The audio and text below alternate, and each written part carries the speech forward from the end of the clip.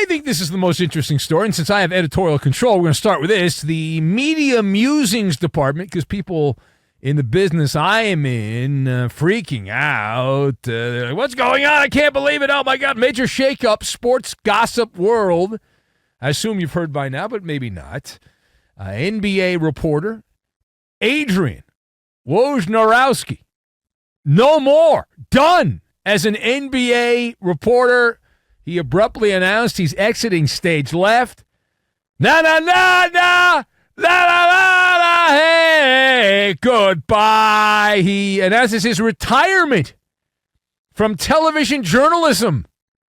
He's out. He announced it on social media, saying that he, quote, no longer is driven to continue being an NBA analyst. And so that's all she wrote. That's it, or all he wrote. He said he wanted to make a substantial life change, and so that's what he's going to do. He's not retiring. He's just leaving the NBA gossip beat. Instead, Woj will return to his alma mater as the general manager at St. Bonaventure. I didn't even know that was a thing. General manager? I had no idea. They probably just made it up for him. But Woj is leaving some serious lettuce. Some serious lettuce on the table. I leave a lot of lettuce on the table, but Woj, $20 million that he was contractually guaranteed if he had just stayed at the fledgling cable channel out there in Bristol, Connecticut with the other wokesters out there, he would have gotten the $20 million. So let us discuss the question. The question is this.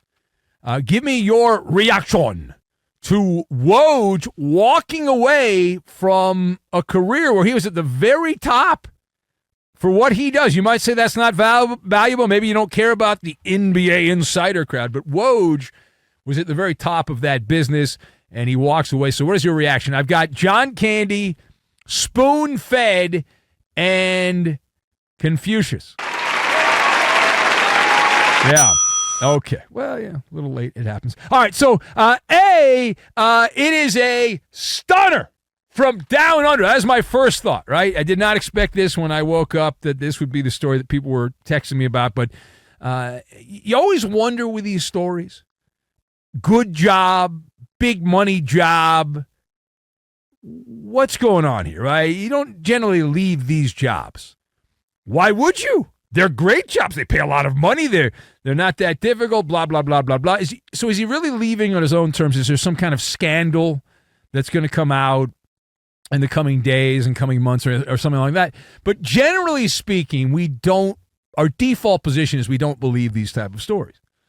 However, this is a little different, that I have firsthand knowledge of the person involved in the story. So it's not your typical story. We talk about somebody that we don't know at all. But I generally say it's not as it's portrayed. There's always more stuff involved. It's always more complicated than what it appears on the surface. Now, having said that, and having a very small connection to Woj back at my first sojourn into television, and I worked at NBC, and briefly, for about a year and a half, I traveled back to Connecticut every year to do TV, and Woj, believe it or not, was a panelist on the show that I worked on, and so I knew him casually, and met his son that came up a couple times to hang out with us at the TV thing, and actually loved baseball. I remember that. That's what I remember about Woj's kid. He loved baseball. I wanted to be like a baseball GM or something like that. But knowing how he operates and being around him a few times over that period of time in my life, it is reasonable that he would be exhausted, and I think that's the right word here. While it is an easy job, the way he did it was slightly different, right? There's compulsive, and there's like next level compulsive and all that stuff. The ultimate news hound, meticulous, methodical with his approach, and you don't want to know exactly how they make this stuff, but a lot of the stories that came out early on for Woj would come from people who worked behind the scenes. And I know when I was out in locker rooms a lot, it's often the people you least suspect that are the ones that are throwing the dirt and whatnot. But the lifestyle the way he did it, it was like the John Candy character from that old movie, Planes, Trains, and Automobiles. A lot of traveling, burning the midnight oil, and never getting that deep REM sleep. Kind of like what we do here doing overnights. We don't get REM sleep. We work overnights. But the whole point is you get those 3 a.m., 3:30 a.m., 5 a.m. messages when you're sleeping from some drunk executive somewhere. Hey, I got something for you. We're whacking our coach. You know. Or now Woj mentioned there's something that did resonate with me because it's something that I have made a point as I've gotten older in my life here to highlight that time is not an endless supply. That was a quote, and it is the most valuable commodity you have. He turned down millions of dollars here, assuming there's no scandal, and walked away, Woj.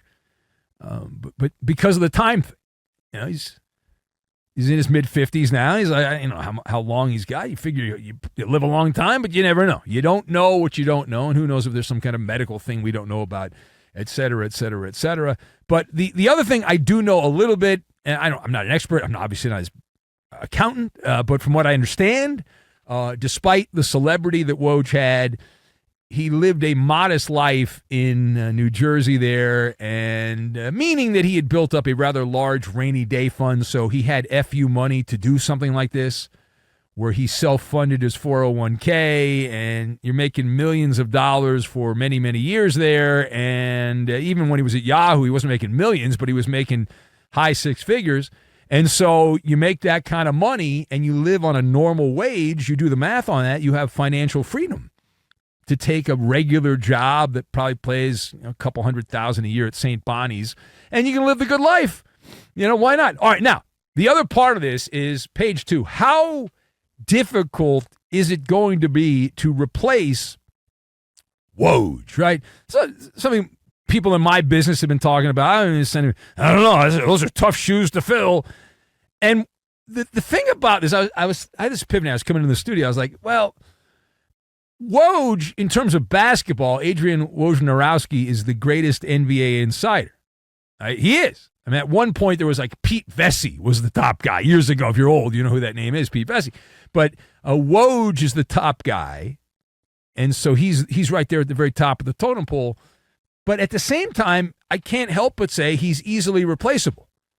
That both those things are simultaneously true. It seems crazy to say that. How could you say that you could just easily replace the greatest insider per basketball of all time? So the way I would approach this, you just go down to the forest and you find another enlightened young grasshopper who's motivated and is willing to put the hours in. But whoever gets the job, it's one of those deals where because of the way this cottage industry has blossomed over the years, that you will be spoon-fed information just by being in that chair. Like Woj on his way up wasn't necessarily spoon-fed anything. He had to go out and get it. But when you get to the very top, you are then provided all of your meals, all your supplements, everything you need. And why is that? Because it's the lifeblood of the NBA. Adam Silver and his scatterbrain goblin helpers, right? They understand. They don't like to talk about this, but the product in the NBA is a bad product. The regular season blows. And it's just a bad deal. They've tried to convince the players to play more, and they did play more last year, and it still sucked. In order to keep fan engagement, because everyone goes into autopilot during the regular season. So in order to keep fan engagement, it's all about the mudslinging. Who's getting traded? You know, which coach is on the hot seat? Which star players loathe each other, can't stand each other? That's all the juicy goodness. It's not a random Wednesday night when the Grizzlies are playing the Pelicans. That's not what creates excitement. All right, last word here. So what is the magic formula? Oh, wise one. What is the magic formula for the insider that makes them so valuable? I'm glad you asked. So it is a public service, sports entertainment. Right? It's entertainment, so you start with that. We like to be entertained. Humans like to be entertained. Animals don't. Out in the Serengeti, they're not really looking for entertainment, but human beings, we look for entertainment. And in short, every man, woman, and child is hardwired to consume gossip. It's just the way we all get through life. Now, there's been research done on that says part of it's for our safety.